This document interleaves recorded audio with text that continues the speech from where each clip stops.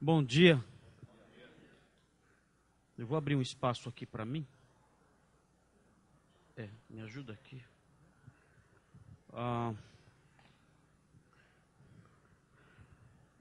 Ontem nós falamos várias coisas, mas uma das coisas que nós tratamos foi sobre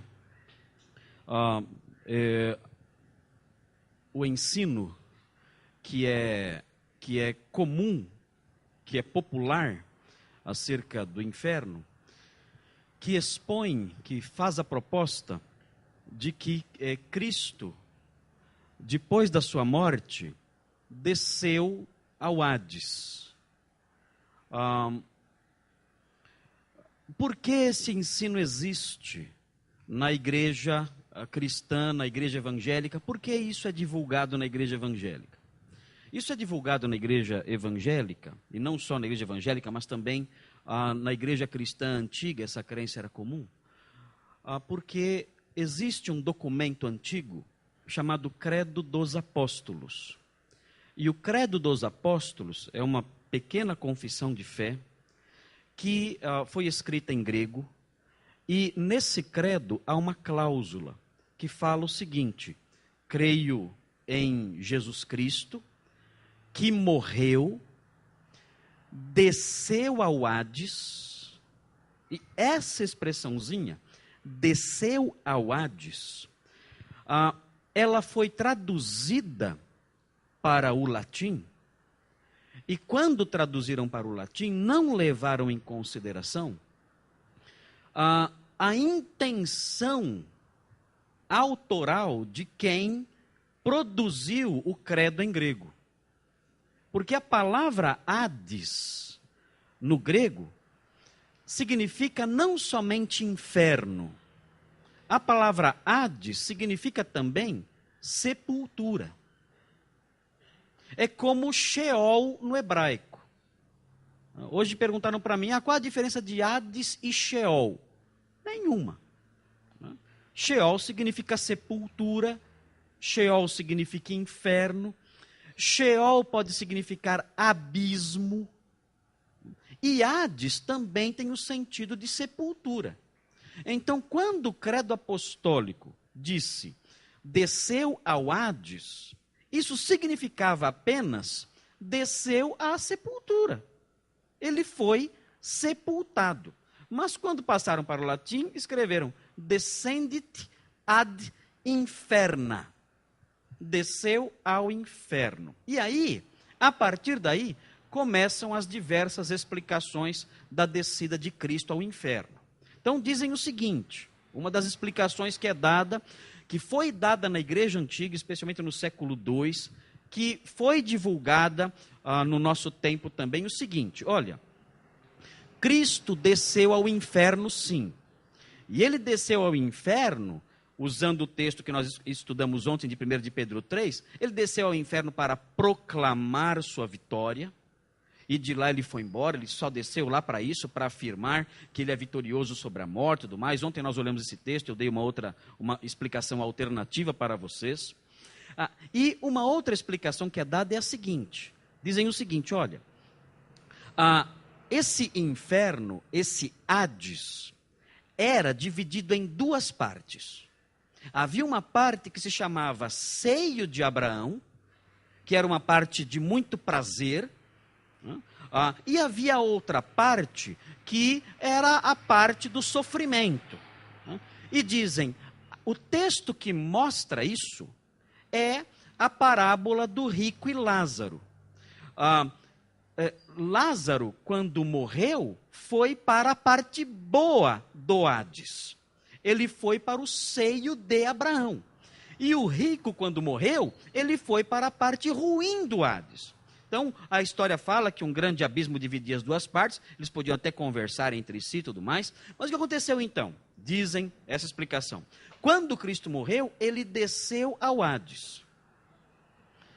Mas, dizem, ele não foi na parte ruim do Hades. Ele foi na parte boa. Fazer o que na parte boa? Ele foi na parte boa do Hades para levar embora para o céu a parte boa. Porque Jesus tinha dito o seguinte: ninguém subiu aos céus até hoje. Ninguém subiu aos céus. E mais, o texto de Efésios fala que o Senhor Jesus desceu às profundezas da terra e levou cativo o cativeiro. Então, qual é a interpretação disso tudo? Jesus foi até a parte boa do Hades, um lugar chamado Seio de Abraão, e lá então ele pegou aquelas pessoas todas que não estavam no céu ainda, eles estavam no seio de Abraão, não no céu, porque ninguém subiu ao céu, disse Jesus. Então, a partir daquele momento, ele pegou aquelas pessoas e levou ao céu, aí se cumpriu aquilo que é dito em Efésios. Ele levou cativo o cativeiro. E agora o Hades só é um lugar ruim. O seio de Abraão sumiu do Hades, não está mais lá. Agora então, quando a gente morre, a gente não vai mais para a parte boa do Hades, a gente vai direto para o céu. Quem vai para o Hades agora não encontra mais a parte boa, o seio de Abraão, encontra a sua parte ruim. Então, é uma construção muito interessante. Pena que está toda errada. Não tem nada a ver essa explicação, é muito linda, muito bem arquitetada, mas ela não resiste a uma análise hermenêutica séria. Ela não resiste ao ensino sério da palavra de Deus, apesar dela ser tudo bonitinho, encaixadinho, bonitinho, né? Encaixa tudo bonitinho. Ah, que lindo, entendi tudo. Não entendeu nada, porque essa explicação, ela parte do credo apostólico mal traduzido e tenta arranjar as coisas. Então, nada disso é verdade, nada disso aconteceu. O Senhor Jesus, quando morreu, a sua alma não foi ao Hades, a sua alma foi para o paraíso. Ele disse, o paraíso e céu é a mesma coisa. Uns falam, tem o céu, tem o paraíso, tem o seio de Abraão. Minha nossa, é pior do que católico isso aí, tem purgatório, tem um monte de coisa. Não tem céu, paraíso, seio de Abraão, não existe isso. Existe o céu, é isso. Quando Jesus falou, ninguém subiu aos céus, ele estava falando sobre o corpo ressurreto. Ninguém fisicamente, ninguém com o corpo glorificado subiu aos céus. Era isso que ele estava falando, se referia a isso. Ok? Ninguém tinha passado ainda pelo processo de morrer, ressuscitar e ser assunto aos céus. Isso não tinha acontecido com ninguém ainda. É isso que ele está falando. O ninguém é a pessoa integral, ressuscitada, glorificada. Isso, o Senhor Jesus foi a primícia, ou as primícias disso foi o próprio Senhor Jesus. Quando o texto bíblico fala que ele desceu às regiões inferiores da terra, o significado disso é muito simples. Ele estava no céu, ele desceu às regiões inferiores, que é a terra. Para quem está lá em cima, onde é a região inferior? Aqui. Então ele desceu às regiões inferiores, que é a terra, que é aqui. E o que significa levou cativo o cativeiro e deu dons aos homens? O que significa isso? Significa que ele, estando aqui, ele agiu como um general que invadiu o território inimigo e trouxe o povo que ele conquistou. Quem é o cativeiro que o Senhor Jesus levou cativo? Eu e você. Eu e você. Nós é que somos. Ele invadiu o império das trevas e ele arrancou desse império das trevas vários escravos, várias pessoas que ele tirou de lá. É isso que significa levou cativo o cativeiro. É uma linguagem militar. O Senhor veio aqui, ele invadiu o império das trevas como um grande general, ele saqueou esse império, ele trouxe os seus cativos para o seu reino, e esses cativos somos nós. E ele deu dons aos homens, como os generais faziam naquele tempo, quando venciam batalhas, davam prêmios para as pessoas. Jesus, aí nesse caso, o apóstolo Paulo usa a mesma linguagem militar para se referir aos dons espirituais que são dados aos crentes. É isso que significa o texto.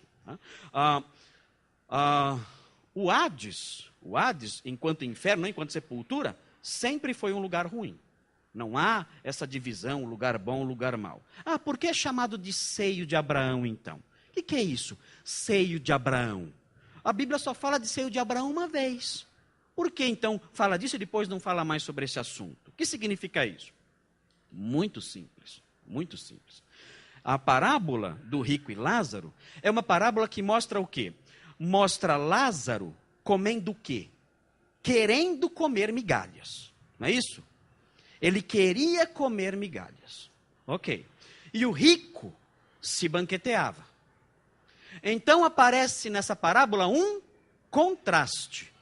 A parábola mostra um contraste. Esse é o único contraste que a parábola mostra? Não. A parábola continua mostrando mais 2 contrastes. Qual é o próximo contraste?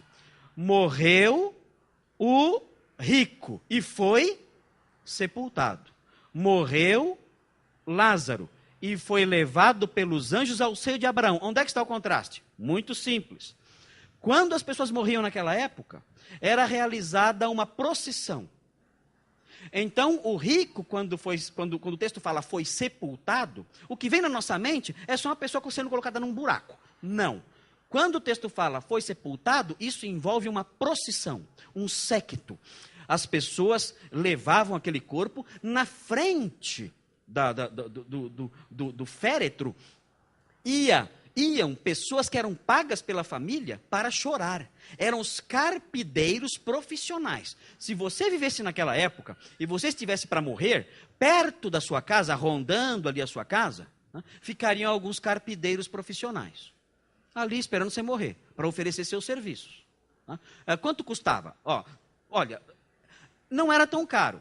Toda a família, mesmo as mais pobres, podiam pagar pelo menos um chorador. Tinha que pagar pelo menos um chorão. Porque senão era muita desconsideração você não pagar pelo menos um chorão para chorar na frente do séquito. Tá? Então, quem tinha dinheiro, pagava 5, 6 choradores. Tá? E as pessoas faziam o quê? O que os choradores faziam? Enquanto aquele esquife ia sendo levado para a sepultura, as pessoas na frente, os choradores pagos ali, uma família rica pagava vários, né? iam rasgando suas vestes, né? Iam jogando poeira para cima, no cabelo. Alguns choravam de verdade, saía até lágrima. Os caras eram bons mesmo. Né? E choravam, gritavam. E tudo pago. Né? Mas todo mundo sabia que era pago, era assim mesmo. Mas era próprio da cultura da época e seria uma indelicadeza você morrer alguém da sua família, você não pagar pelo menos um para chorar. Ok?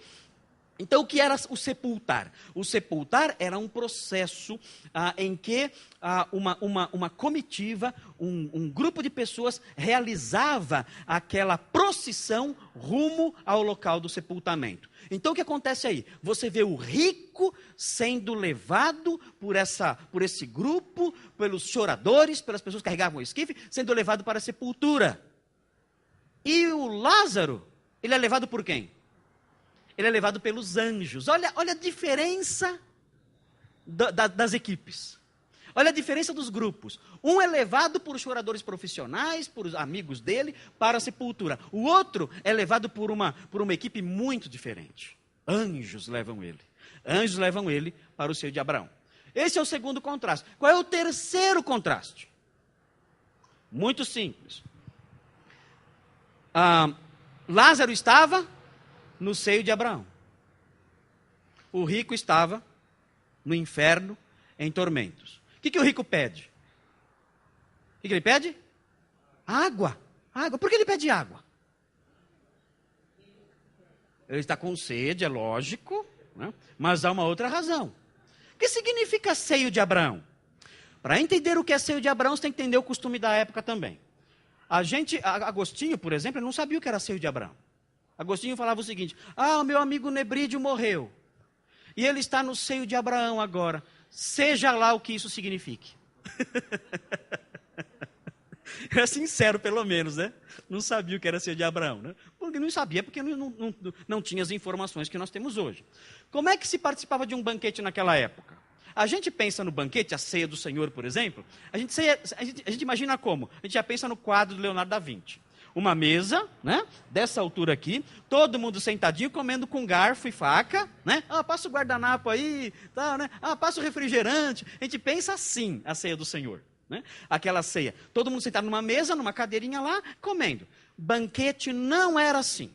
Não era desse jeito naquela época. Como que era o banquete então? Era assim, era uma mesa baixinha, chamado triclinium. Uma mesa baixinha. E como você comia? Você deitava de bruços. Escorava. Faça na sua casa. Coloca a mesinha lá na frente. Enche de comida. Deita de bruços e escora. Escora. Sim, né? Mais ou menos assim. Hã? A pessoa que está aqui do seu lado, ela está também assim. O seu peito está de frente para as costas dela. Ou seja, essa pessoa está recostada no seu seio, no seu peito. Então você deita aqui e vai comendo com essa mão. Comendo. Escorado assim. Comendo. Ai, que posição chata. Bom, reclama com eles que inventaram isso aí. Né? É coisa cultural. Né? No Japão, o pessoal senta no chão para comer. É horrível. O pessoal senta no chão para comer lá no chão. No chão não, numa mesinha baixinha, estado no chão. Né? Nós achamos o nosso jeito confortável de comer. Eles acharam o deles. Tudo bem. Né? Para eles era uma delícia comer assim. A pessoa que estava aqui desse lado, mesma coisa. Deitada assim e comendo. O outro também. E todos assim reclinados. Né? Reclinados. Né? E comendo com a outra mão. Então, um ficava, por assim dizer, encostado no peito do outro. Quando o texto fala que ele foi para o seio de Abraão, o que significa isso? Que ele estava participando de um banquete. O que é que tinha na mesa? Água. Por isso, o rico olha e fala assim, olha, manda ele molhar a ponta do dedo na água e me refrescar. A gente pensa que era para Lázaro sair e procurar um lago. Né? Você acha uma fonte, um lago, alguma coisa assim, né? Para molhar o dedo. Não, ele estava num banquete. Por isso chama seio de Abraão. Ele estava recostado numa mesa, recostado ao seio de Abraão, ao peito de Abraão, participando de um banquete. Olha o contraste. O que ele queria comer antes? Migalha. E o rico no banquete. Agora inverteu. Agora o rico quer uma migalha de água. E ele está no seio de Abraão, se banqueteando ali naquela mesa. É isso que significa seio de Abraão. É a participação num banquete. É isso. Não um lugar. Aliás, abre parênteses aqui. Vocês lembram quando a Bíblia fala que Jesus diz assim, olha, um de vocês há de me trair? Aí fazem sinal para o discípulo que estava recostado no peito de Jesus, para perguntar quem era. Existe um ensino, existe uma interpretação disso, que é um ensino da teologia gay, como é chamada, teologia gay, teologia homossexual. Sabe o que eles falam? Que eles estavam sentados e tinha um discípulo deitadinho no peito de Jesus, fazendo um carinho nele, que os dois eram homossexuais. Então fala assim, olha, você que está aí deitado no peito de Jesus aí, né, recebendo aí o carinho durante o almoço, durante a ceia, durante o jantar, olha, pergunta para ele. Né? E aí então o discípulo ali, delicadinho, olhou, Senhor, quem é? E tal. Não é nada disso. Quando o texto fala, o discípulo que estava recostado no seu peito, é exatamente essa a interpretação. O discípulo estava perto de Jesus, reclinado no triclínio. Por isso essa ideia de estar no peito dele. Assim como cada um estava no peito de alguém. Todos, era assim que se sentava e essa era a expressão usada para se referir a essa posição, recostar-se no peito. Não havia nenhum carinho lá, não havia nenhuma prática de carinho homossexual durante a ceia, durante a primeira ceia. Ok? Muito bem, então é isso que significa.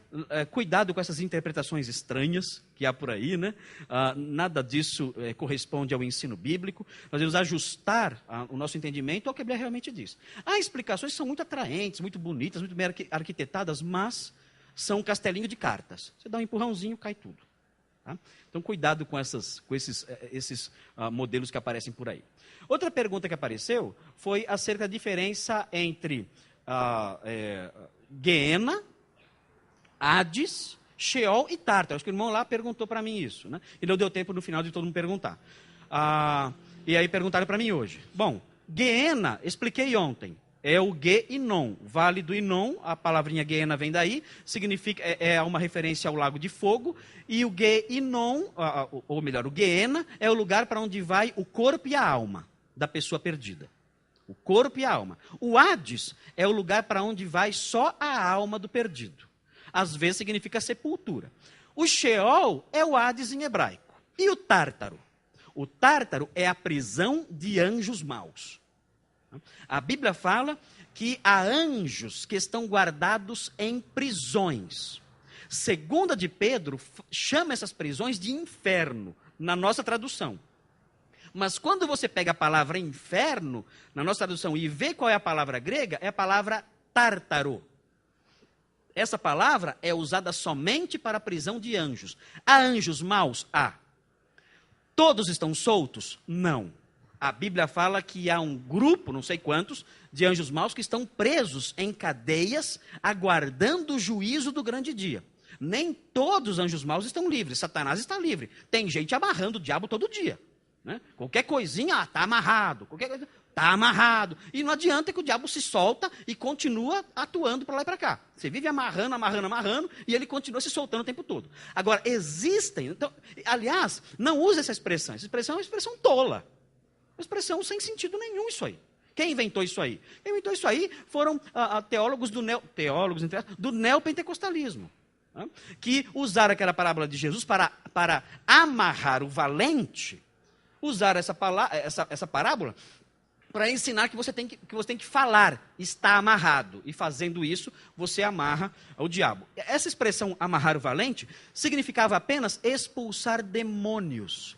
Expulsar demônios nos dias de Jesus. Quando Jesus expulsava demônios, as pessoas o condenavam por isso, dizendo que ele expulsava demônios por Beelzebu. Jesus disse o seguinte: olha, eu entro na casa do valente e eu o amarro. Isso significava o quê? Que ele estava expulsando os demônios e neutralizando o poder deles no seu ministério terreno. Não significa que você tem que ficar falando, está amarrado, isso aí não tem sentido nenhum. Tá? Agora, há demônios presos sim. E esses que estão presos estão em cadeias nesse lugar chamado Tártaro. Eles sairão de lá? Sairão. Quando? No juízo do grande dia. Para quê? Para serem lançados no Gueena. O Gueena é o lugar da perdição final de todos. Do diabo, do anticristo, dos anjos do diabo. É o lugar de perdição de todos. E dos homens perdidos ressurretos. O Gueena é o destino final de todos os perdidos. Anjos e homens. Ok? Muito bem. Espero ter esclarecido mais do que complicado. Ok? Vamos caminhar então. Se tiver perguntas, no final eu abro para vocês falarem. Tá bom? Bom, hoje nós vamos ver textos que falam abertamente sobre o inferno. Ontem nós falamos de textos que os universalistas usam. Pessoas que dizem assim, olha, no final todo mundo vai ser salvo. E eu peguei alguns textos que os universalistas usam e mostrei o real sentido desses textos. Outros dizem, no inferno vai ter uma outra chance. E peguei textos que são usados para isso e expliquei qual é o sentido real desses textos. Hoje vamos ver textos que falam abertamente do inferno, como um lugar de sofrimento consciente e eterno. Então, a base bíblica para a fé ortodoxa num lugar de sofrimento consciente e que não tem fim. Se você não é crente, olha, é muito duro dizer isso, como Agostinho, eu fiz ontem a citação de Agostinho, eu estremeço ao dizer isso e cheio de temor, encho de temor também a vós, como fala Santo Agostinho. Mas se você não é crente, se você não crê em Jesus Cristo, é para lá que você está indo. Não tem jeito. Não tem jeito. Só por Jesus se vai ao céu. Se você pegar outro caminho que não Jesus, todos os outros levam ao inferno. Sabe aquela história? Todos os caminhos levam a Deus? Mentira. Todos levam ao inferno. Todos. Menos um. Então, essa frase está equivocada. Todos os caminhos levam ao inferno. Todos sem exceção. Só tem uma exceção. É Jesus que disse, eu sou o caminho, a verdade e a vida. Ninguém vem ao Pai, senão por mim. É um caminho só. Não tem jeito. Se você não está nele, se você não crê nele, se você não é dele, você está caminhando para o inferno. Não há outra solução. Não tem jeito. Se você não acredita no inferno, isso não muda nada a realidade. Isso não diminui 1 grau sequer do calor daquelas chamas. Pode você acreditar ou não, não muda a realidade. Muito bem, vamos olhar então alguns versículos que falam sobre esse assunto. Mateus 25, 41. Vamos olhar. Tem algum microfone que pode rodar? Tem? Cadê o pastor? Está aqui o pastor. Pastor, se tiver algum microfone que pode rodar, melhor, porque aí ninguém fica enjoado da minha voz esganiçada. Que eu não tenho a voz do João Walter, né? Tem essa voz de cantor lírico, né? Não tem essa voz, não tem a voz do pastor. A voz bonita do pastor também não tem. A voz é uma voz de... Funciona? Aqui dentro está desligado? Está desligado aí dentro. Desculpa dar trabalho para você, Wilson. Mas enquanto isso vocês vão achando o texto aí, eu falei Mateus 25, 41 que eu falei, né? Vamos olhar então o texto aí. Vamos ver quem vai ler. Quem tem um sotaque araraquarense? Tem sotaque de Araraquara? Araraquara tem sotaque? Tem? É, sotaque assim, o R bem... Araraquara. É, isso é bem, né? É. Aqui tem muita gente com esse sotaque. Tem. Ah, é? Achou aí, Wilson? Quem tem? Ele? Ah, é, Júnior? Você pegou esse sotaque também?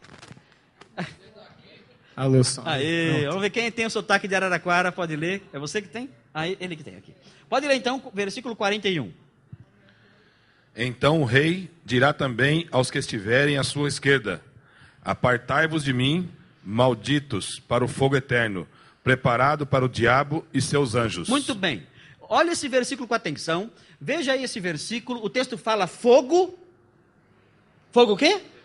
Eterno. Olha aí. Ou seja, é um fogo que não acaba. É um fogo que não apaga.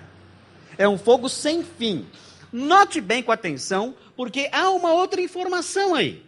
O texto fala, se você prestar atenção, o texto fala que esse fogo eterno, para onde serão enviados os condenados por Jesus, é o mesmo fogo que foi preparado para quem? Para o diabo e seus anjos. Vamos corrigir algumas noções erradas que há no meio evangélico. A gente pensa que o diabo é o rei do inferno, o governante do inferno. A gente não pensa assim? A pessoa vai chegar lá e o diabo vai estar lá esperando. Aham! Agora você é meu. Vem pra cá, que eu vou furar você com o meu tridente. Gente, essa ideia é de desenho de Hanna-Barbera, Walt Disney. Isso não é o ensino bíblico. O diabo não é o rei do inferno. O diabo não é o dono do inferno. O diabo não é o senhor do inferno. O diabo está condenado ao inferno. Quem é o senhor do inferno? Deus. Jesus é o senhor do inferno. Quem é o dono do inferno, soberano sobre o inferno? É Jesus. Quem tem as chaves do inferno? É Jesus. Então apague essa ideia. Outro dia eu vi uma pregação. Outro dia falaram assim, olha o que falaram. Olha o que falaram na pregação. Eu tive que ir embora. Eu saí correndo. Eu saí correndo da igreja. Né? Eu nunca mais voltei. Saí voando de lá. Né? Ele falou assim, Jesus foi ao inferno. Já começou errado. Jesus desceu ao inferno. Imaginem o que o diabo não fez com ele ali. Meu Deus, onde há saída de emergência? Né? Eu tenho que pular dessa igreja correndo, porque só Deus sabe o que vem depois disso. E veio coisa pior mesmo. Eu saí voando de lá, saí correndo de lá. Mas notem, essa noção é intuitiva, até por causa da mídia e tudo mais. Isso não existe. O diabo não é o dono, não é o rei, não é o senhor do inferno, pelo contrário. O inferno é um lugar preparado, ele não está lá. Ele não está lá. Quando alguém morre e vai para lá, não encontra o diabo. O diabo não está lá. Ele estará um dia nesse lugar, no Guiena, no lago, ele será lançado lá. Agora notem bem, que lugar é esse? Esse fogo eterno preparado para o diabo e seus anjos. Para nós sabermos disso, identificarmos com maior precisão que lugar é esse, nós temos que olhar para o livro do Apocalipse. Ai, que medo! Eu não gosto de ler Apocalipse. Não tem você está comigo. Vamos lá junto. Não tem perigo nenhum. Tá? Não se desespere. Tá? Não precisa ter medo do Apocalipse. Eu tinha uma senhora lá em Atibaia que ela falou que o tio dela ficou louco porque leu Apocalipse. E ficou louco. Eu falei, olha, seu tio ficou louco por outra razão, né? Deve ser genético. Mas não, ele não ficou louco porque leu Apocalipse, foi por qualquer outro motivo, mas não foi porque leu Apocalipse. Pode ficar tranquilo, pode ler quanto quiser, pode decorar, não tem problema nenhum ler Apocalipse, ninguém vai ficar louco não. Veja, Apocalipse 20:10, Apocalipse 20:10. Alguém quer se arriscar? Apocalipse 20:10. Quem vai ler? Um sotaque nordestino agora. Tem alguém? Ronaldo? Quem é Ronaldo? Sotaque nordestino. Está muito longe? Está muito longe. Não tem? Então, uma voz feminina de qualquer sotaque. Quem vai ler? Quem é? Não, voz feminina. Ok. Ok. Quem vai ler? Levanta a mão. Rapidinho, o tempo está passando. Vai lá, pastor. A Fabiana, mas Pensa tem que que ler é fácil ser pastor? desse jeito. Pode ler. Então, Apocalipse 20, 10. Vamos ler aí. Vamos ver qual é o fogo eterno preparado para o diabo e seus anjos. Vamos ver. Apocalipse 20, 10. Pode ler. E me transportou em espírito até uma grande e elevada montanha e me mostrou a santa Tem cidade. alguma coisa errada aí. Tem alguma coisa errada nesse versículo. Desculpa. Por favor, leia de novo aí agora sim, Apocalipse 20, 10. Pode ler. O diabo, o sedutor deles, foi lançado para dentro do lago de fogo e enxofre, onde já se encontram não só a besta, como também o falso profeta. E serão atormentados de dia e de noite e pelos séculos dos séculos. Olha isso. Viram qual é o fogo eterno preparado para o diabo e seus anjos? Olha o finalzinho desse versículo. Quanto tempo isso vai durar? Séculos dos séculos. O que significa séculos dos séculos? Hã? Um século após o outro. Tem gente que fala assim, oh, essa expressão significa o século final, que é o século dos séculos, entre todos os demais séculos. Nada disso. Essa expressão nunca é usada para se referir a um período só. Séculos dos séculos significa exatamente o que vocês disseram. É uma infinidade de séculos. E quando eles terão folga? O texto fala, eles serão atormentados quando? De dia e de noite, pelos séculos dos séculos. Muito bem. Quem está sendo jogado lá? O diabo. Agora note bem, Jesus quando voltar e estabelecer o seu trono de julgamento, ele vai lançar os que não creram nele aonde? No fogo eterno, preparado para o diabo e seus anjos. Ele vai lançar os que não creram nele exatamente aí onde você leu agora, em Apocalipse 20. Exatamente aí. O diabo estará lá, e aqueles que não creram em Cristo serão lançados lá também, pelos séculos dos séculos, e serão atormentados de dia e de noite. É terrível isso? É terrível. Isso aí enche estádio, essa pregação? Não enche, não enche. Isso aí esvazia a igreja. Começar a falar disso aí, pregar um mês sobre inferno, a igreja diminui. Aí, estou fora. Está dando um calor isso aí. Deixa eu sair fora. Né?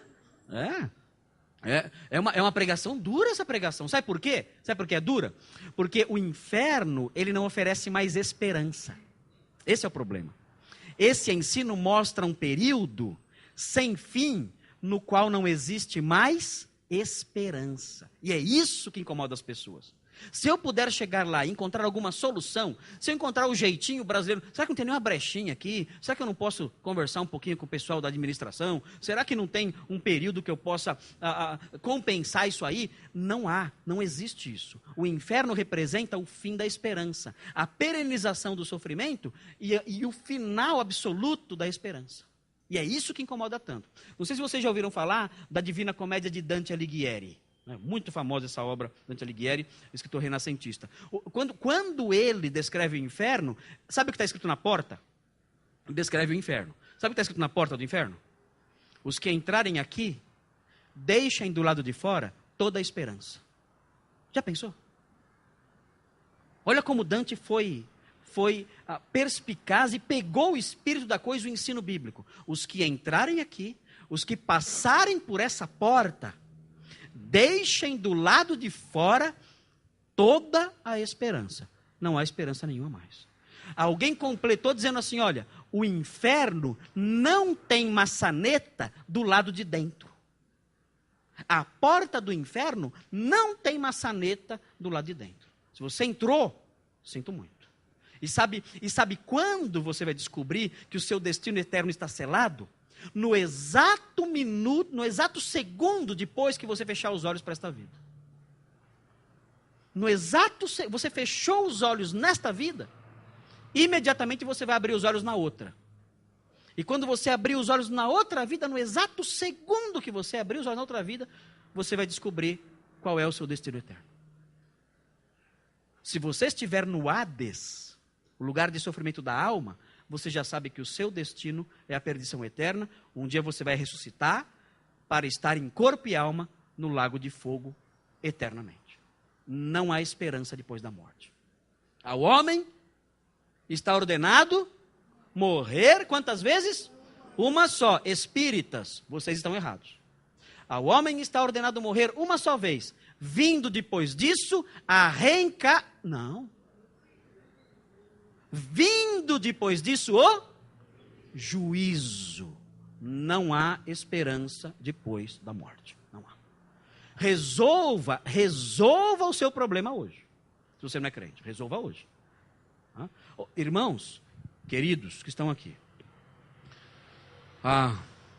O inferno é um lugar de destruição perene, de sofrimento sem fim. É algo tão terrível que não vale a pena arriscar 5 minutos para ir para lá. E tem gente arriscando a vida inteira. Não vale a pena arriscar 5 minutos ir para lá. E tem gente que arrisca a vida toda. Não se importa com a sua alma. Jesus disse, de que adianta o homem ganhar o mundo inteiro e perder a sua alma? De que adianta? E as pessoas hoje não se importam com isso. E os crentes que deveriam alertá-las estão com medo de falar, com medo de perderem amigos ou com medo de parecerem pessoas com a mente medieval. Nós estamos com medo de falar sobre isso, mas nós não podemos. Diante dessas verdades, nós temos que desesperadamente avisar as pessoas. Olha, rapaz, não brinque com isso. Isso é muito sério. Se você partir desta vida sem Cristo, não haverá esperança mais para você. Você tem que acordar. Um dos grandes pregadores do passado, do século XVII, era George Whitefield. Foi acho que o maior pregador, o maior evangelista do século XVII, do século XVIII, foi George Whitefield.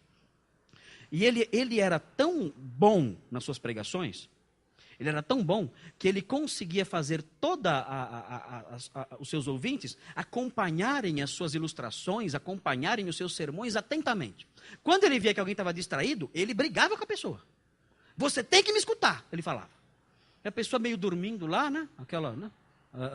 A carne é fraca, né? Eu dormi um pouco. Né? Ele brigava com a pessoa, ele acordava a pessoa. Você tem que me escutar. O que eu estou dizendo é urgente, você tem que me ouvir. A pessoa acordava e, eu vou escutar.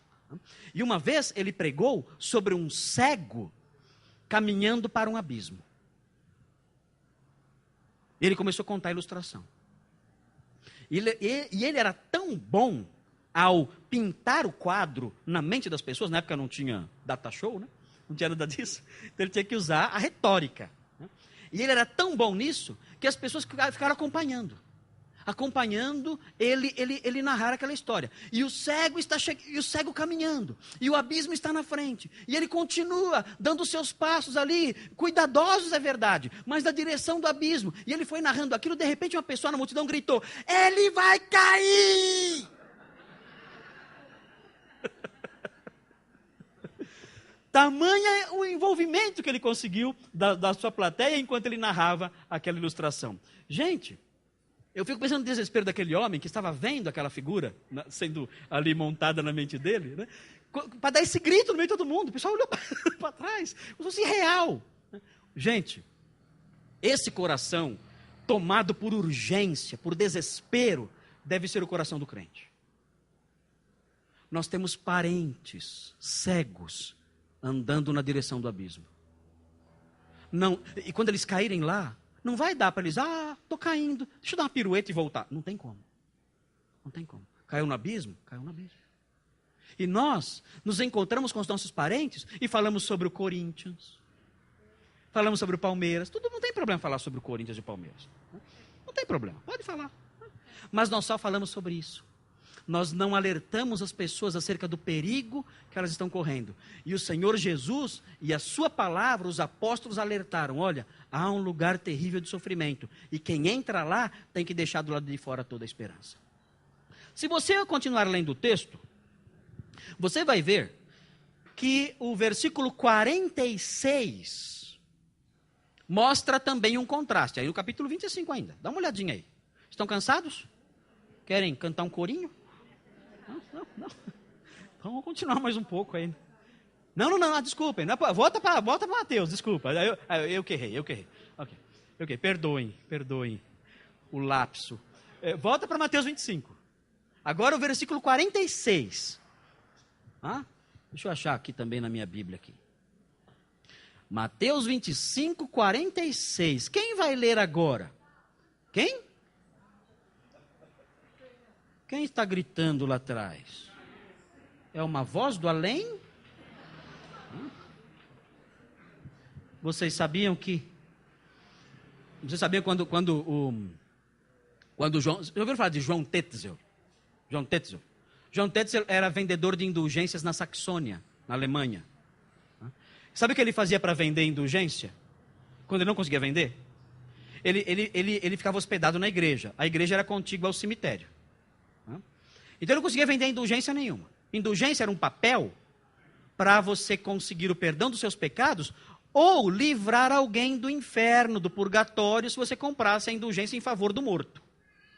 Então o que ele fazia quando não vendia nada?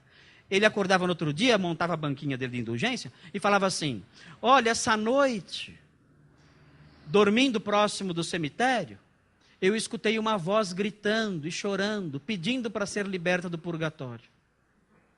Pode ser a alma do seu pai, pode ser a alma da sua mãe, pode ser a alma do seu parente, do seu amigo, e está lá, eu não sei, porque não falou de quem que era a alma. Não falou o nome, mas gritava, essa alma coitada, ela gritava e chorava, pedindo para alguém libertá-la de lá. Pode ser o seu pai, pode ser a sua mãe, e você não quer comprar a indulgência em favor deles. A cidade inteira corria e comprava indulgência. E aquele safado levantou uma nota preta. Sabe o que eles construíram com esse dinheiro? A Basílica de São Pedro em Roma. Já viram o que é aquilo? É forte. Construíram aquilo lá.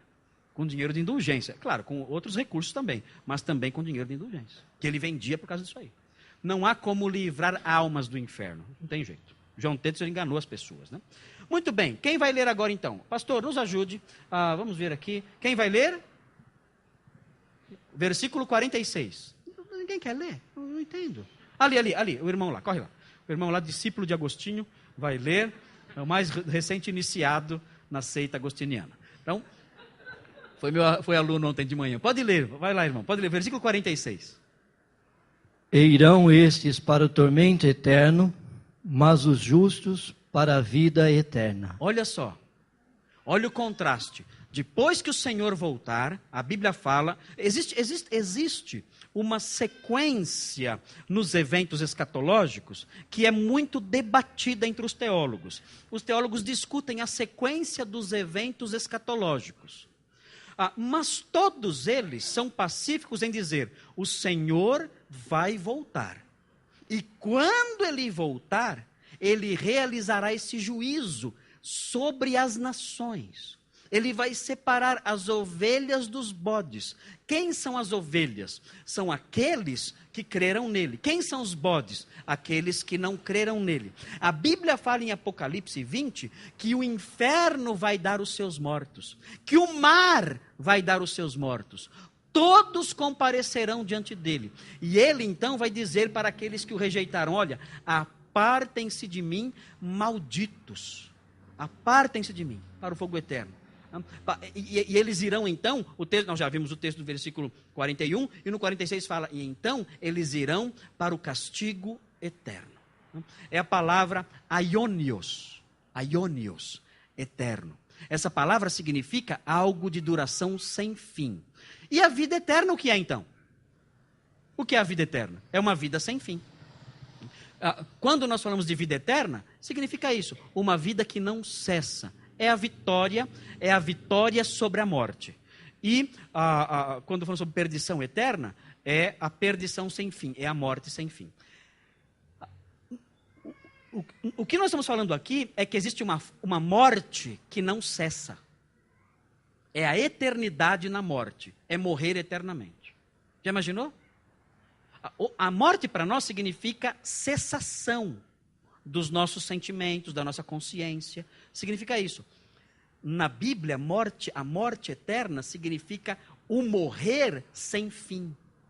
Morrer sem fim. É uma morte que não morre. Olha só. É uma morte que não morre. É uma morte que perdura, que continua, sem parar. Agostinho chamou isso, sabe do quê? O fim sem fim. Olha só. O fim sem fim. É isso que é o inferno e é isso também que é a vida eterna. A vida eterna para nós também é o fim sem fim. Para os salvos, com Deus. Para os perdidos, no Guiena para sempre. Muito bem. Vamos então agora sair de Mateus. Vamos sair de Mateus e vamos para um outro texto que ensina a existência do inferno. Nós queremos dar aos irmãos elementos para conhecerem e defenderem o ensino acerca da perdição eterna na Bíblia. Então, não é uma invenção dos pastores, não é uma invenção para pressionar as pessoas, assustar as pessoas, não. É um ensino próprio da teologia do Novo Testamento. Então, nós vamos ver mais um texto agora. Esse texto está em Apocalipse, de novo, mas não tem perigo. Você pode abrir lá e você vai entender. Veja o que diz Apocalipse 14, de 9 a 11. Abra sua Bíblia lá e vamos ver esse texto. É mais um versículo para você acrescentar no conjunto de textos que está formando aí o seu pensamento, que está formando as suas convicções. Veja aí, Apocalipse 14, de 9 a 11. Esse é o nosso texto aí. Quem gostaria de ler esse texto? O pastor vai ajudar você. Vamos lá? Ok? Apocalipse 14, isso, versículo 9 até o 11, por favor. Seguiu-se a esses outro anjo, o terceiro, dizendo em grande voz: se alguém adora a besta e a sua imagem e recebe a sua marca na fronte ou sobre a mão, também esse beberá do vinho da cólera de Deus, preparado sem mistura do cálice da sua ira, e será atormentado com fogo e enxofre, diante dos santos anjos e na presença do Cordeiro. A fumaça do seu tormento sobe pelos séculos dos séculos, e não tem descanso algum, nem de dia nem de noite. Os adoradores da besta e da sua imagem, a quem quer que receba a marca do seu nome. Muito bem. Esse versículo fala de um período na história vindoura em que se levantará no cenário mundial um personagem que é um pouco enigmático. A Bíblia chama esse personagem de Anticristo. Anticristo significa alguém contra Cristo ou alguém no lugar de Cristo. Essa preposição anti pode significar contra e pode significar em lugar de. As duas coisas se aplicam ao anticristo. E ele também se coloca no lugar de Deus, no lugar de Cristo, se apresentando como um Messias. Esse personagem ainda vai surgir no cenário mundial. Tem muita gente tentando descobrir quem é. Você pega, como a Bíblia fala, que o número associado a esse personagem é 666, né? A gente não sabe direito como é que associa o número a ele, o texto somente fala isso. Se alguém tem entendimento, calcule o número da besta, esse número é 666. De alguma forma, quando ele surgir, vai ser possível identificá-lo através desse número. Mas as pessoas vêm fazendo contas para lá e para cá. Né? Pega uma calculadora e fica lá somando. Pega o nome do Papa e transforma em algarismos romanos, né? E aí multiplica por alguns números, ou soma daqui e dali, e no final dá 666. Ou então pega o nome do presidente dos Estados Unidos, né? E também soma o nome dele com o número da casa dele, né? E divide pelo número da placa do veículo dele, né? E adiciona a data da sua eleição. Então, dá 666. Qualquer coisa que você fizer, dá 666. Né? Se você pegar a chapa do seu carro, você vai ver que dá 666 também. Né? Enfim, todo mundo fica tentando calcular quem é a besta, né? Para descobrir no final que a besta é quem fica fazendo isso. Né? Que perdeu o seu tempo, né? Perdeu o seu tempo, que é uma grande besteira ficar calculando lá quem é a besta, enfim. Porque a besta, quando aparecer, você não vai ter problema em identificá-la, não. Pode ficar tranquilo. Há uma linha teológica na escatologia que crê que a igreja vai ser arrebatada antes da besta aparecer, que é chamado de pré-tribulacionismo. Porque a besta ela vai atuar durante a tribulação. Então, há uma corrente teológica, pessoalmente eu sou simpático com essa corrente, que diz o seguinte: a igreja vai ser arrebatada antes da tribulação. Então a igreja não vai ver a besta, não vai conhecer. Mas enfim, seja lá quem for a besta, a Bíblia fala, na verdade, que existem muitos anticristos que já saíram pelo mundo. 1 João diz que há muitos anticristos atuando. E sabe quem são os anticristos que atuam hoje em dia? Os falsos mestres. João chama falso mestre de anticristo. João ensina, quem ensina doutrina errada é um pequeno anticristinho. Então, tem anticristo que trabalha com você. Tem anticristo na sua rua. Tem anticristo batendo na porta da sua casa de manhã, ainda leva você morrendo de sono, ainda leva uma revestinha falando despertai. Né? Parece que é para provocar mesmo. Né? Você morrendo de sono, ele dá a revistinha despertai. Né? Então, é um anticristo que está lá ensinando doutrinas falsas. Tem anticristo no seu trabalho. Talvez tenha anticristo até aqui dentro. Na época de João, tinha anticristo dentro da igreja. Qualquer pessoa que ensina doutrina falsa é chamado na Bíblia de anticristo em 1 João. Você dá um pontapé numa lata de lixo, sai 5 anticristos rolando. Anticristo está cheio. Você liga a televisão, você vê anticristo vendendo lenço, vendendo meia, ungida, com suor. Anticristo é mato. Está cheio por aí. Mas haverá o anticristo com A maiúsculo. Esse é o bonzão. O anticristo que vai dominar tudo. E a Bíblia fala que aqueles que o seguirem serão condenados ao inferno. O que interessa para nós agora, nessa altura, é ver a descrição do inferno aí. Veja se você consegue detectar nessa passagem a descrição do inferno, que é isso que importa para nós agora. Como é o inferno? O texto está falando que eles serão lançados lá e tudo mais. Mas como é esse inferno? Veja aí, olha o que diz aí. Quanto tempo dura? Olha que coisa terrível está escrito aí. Veja, fala da fúria de Deus, ou seja, o inferno é uma expressão da ira de Deus. Olha, gente, nós temos que mudar a nossa mentalidade, está na hora de mudar. Porque a igreja moderna, a igreja atual, é uma igreja que perdeu a noção de que o nosso Deus é um Deus que se ira. Nós construímos uma imagem, nós inventamos um Deus que não é o Deus de Abraão, o Deus de Moisés, não é o Deus de Jesus, não é o Deus de... Nós inventamos um Deus que é um Papai Noel. É um Papai Noel que, de algum modo, permeia aí o universo. Inventamos esse Deus. E ele é muito legal, esse Deus. Muito legal. Eu peco, eu falo assim, Deus é Pai. Deus entende. Deus não vai ser assim tão severo comigo. Nós criamos um Deus de acordo com os nossos interesses. Nós inventamos um Deus assim. E olha, eu vou dizer para vocês, Deus não é assim. Alguns falam assim, essa severidade toda era no Velho Testamento. Que Deus se manifestava com furor, ele se levantava, se erguia, matava seus inimigos, punia as pessoas. No Novo Testamento, ele é o Pai de Jesus. É? Tá bom. Onde está escrito, horrível coisa é cair nas mãos do Deus vivo? No Velho ou no Novo Testamento? No Novo Testamento. Onde está o texto que nós lemos agora, falando do cálice, do furor da sua ira? Onde está isso? No Velho Testamento? No Novo Testamento. Onde se fala sobre a ira, a fúria do Cordeiro? É no Velho Testamento? É no Novo Testamento. E da mesma forma, onde está escrito, o Senhor é o meu pastor e nada me faltará? É no Velho Testamento. Ou seja, o nosso Deus, meus irmãos, é exatamente o mesmo, ele não muda. O nosso Deus, ele não melhora. Ele era ruim, agora é bonzinho. Ele era um Deus meio radical, agora ele é um Deus mais pós-moderno, né, que leva tudo na boa.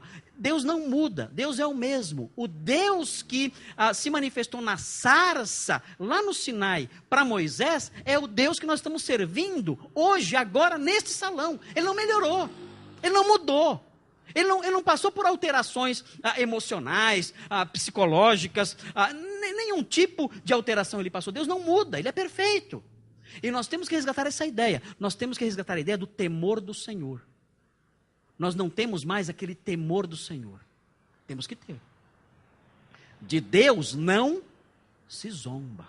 Onde está isso? No Velho Testamento? No Novo? De Deus não se zomba. O que o homem semear, isso também ceifará. Nós temos que ter temor de Deus. Deus pune. Deus se ira. E aliás, Pedro fala que a ira de Deus começa, sabe aonde? Sabe onde Deus começa a manifestar sua ira? Na sua casa. Pedro fala isso. Quando Deus começa a punir a humanidade, ele fala, primeiro eu vou ajeitar a minha casa, depois eu parto para os de fora. A ira dele começa na igreja. A gente se estriba em alguns conceitos de perdão, algumas ideias que passam para nós, até na mídia, né? O cara lá de cima, não é assim que falam? Na mídia? E nós criamos essa ideia do Papai Noel cósmico. Isso está longe da realidade. Davi, quando pecou contra Deus, matando Urias e possuindo Batseba, Deus perdoou? Perdoou. Deus perdoou. Davi se arrependeu? Se arrependeu de verdade. E Deus perdoou. Davi escreveu o Salmo 51. Contra ti somente pequei. Davi, em outro lugar, ele fala, olha, os meus ossos se secaram. O meu arrependimento chegou a me deixar doente. Eu me arrependi, isso doeu demais no meu coração, pensar no meu pecado. Eu perdi peso, eu quase morri de tanto arrependimento. Chorou muito, sofreu muito depois que Natão o admoestou. Mas, ainda que Deus o tenha perdoado, sabe o que Deus falou para ele? Ele disse, olha, está perdoado. Só que tem uma coisa. A criança vai morrer. A criança vai morrer. E a espada nunca se apartará da sua casa. Esse é o perdão de Deus. Esse é o perdão de Deus. Essa noção de que, eu peco e depois peço perdão. Cuidado. Deus não é bobo. Não dá para dar nó em Deus. Não dá para pecar e depois correr. Eu peço perdão. Não contavam com minha astúcia. Não. Isso não funciona. Chapolin para Deus não engana. Não. O pecado, Deus perdoa sim. Mas Deus administra o seu perdão de tal forma que muitas vezes Ele me faz sentir as consequências e o peso da sua mão mesmo me perdoando. A espada nunca se apartou da casa de Davi, mesmo ele tendo sido perdoado. Então não brinquem com Deus. O texto fala de um Deus que se ira. E essa ira, ele derrama a princípio na sua casa, na sua família, nos seus filhos. Não esse grau de ira, porque os seus filhos estão salvos, né? Mas ele pune, ele castiga os seus servos quando precisa. No versículo 11, veja o que diz. A fumaça do seu tormento. O texto fala de sofrimento e fala que essa fumaça do seu tormento sobe de novo pelos séculos dos séculos. Olha de novo a palavrinha aionion aí. O texto grego diz aionas aionon, pelos séculos dos séculos, para sempre. Essa fumaça nunca para de ser produzida. E o texto diz que eles não têm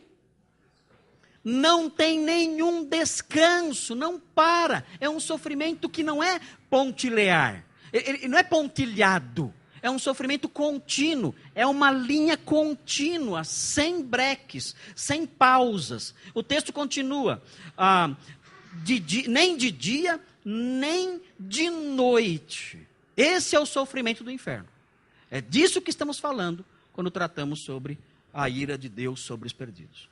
Então é algo terrível. Eu não entendo por que os pregadores não falam mais sobre isso. Eu acredito que essa é a mensagem mais urgente da Bíblia. As pessoas vão na igreja e ouvem promessas, olha, vem para Jesus, Deus tem um sonho para você. Não tem isso agora? Sonho de Deus? Não tem negócio de sonho de Deus? Agora Deus vive dormindo. Deus tem o sonho de Deus para você. Olha, tem o sonho de Deus para você. Você está triste? Já viram nossos hinos hoje em dia? Aqui na igreja eu percebi que não. Mas em outras igrejas que eu vou, eu vejo hinos que são hinos de autoajuda. Ó jardineira, por que estás tão triste? O que foi que te aconteceu? É esse tipo de música que a gente usa por aí. Parece piada, aquela coisa, olha, Deus vai consolar você, olha, vem para os braços, porque Ele vai te ajudar. Virou isso, virou uma autoajuda, um consolo lá para a pessoa, não um alerta. Gente, as pessoas não estão precisando de um amparador, de um conselheiro, não.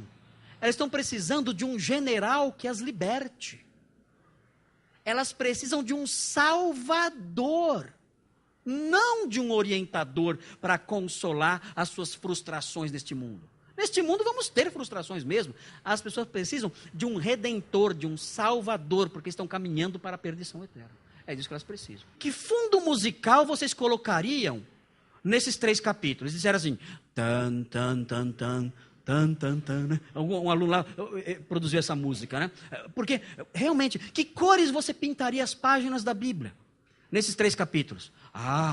Um cinza, né? Uma cor bem triste, uma cor aterradora. E, de fato, os 3 capítulos são aterradores.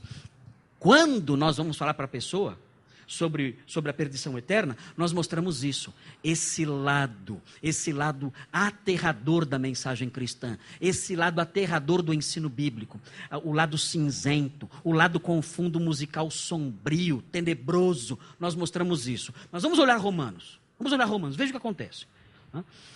Nós ali juntos, na classe, nós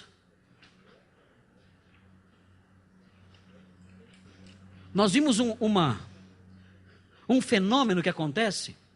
Vejam, a cor cinzenta, a música fúnebre, vai até o versículo 3:20. Tá bom? Até o versículo 3:20 vai a música fúnebre, a cor cinzenta. Agora prestem atenção que vem agora. Vire a página, se a sua Bíblia for igual à minha, e veja o que diz o versículo 21. O que diz? Mas, olha, como é que começa o versículo? Mas, eu disse para os alunos, vocês sabem que essa palavra é a palavra mais bonita da Bíblia? É o mas.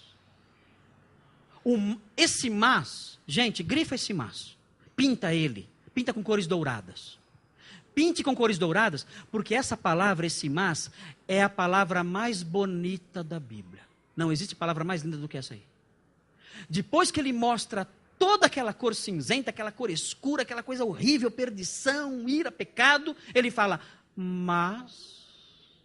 O que significa esse mas? Que existe uma saída agora.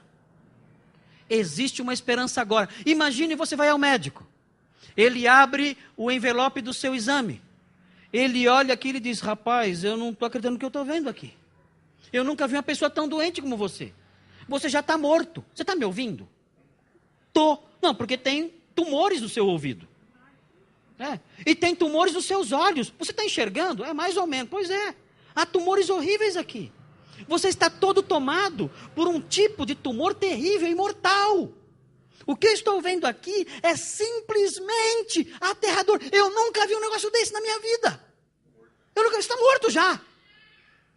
E você fica ouvindo aquela notícia desesperado.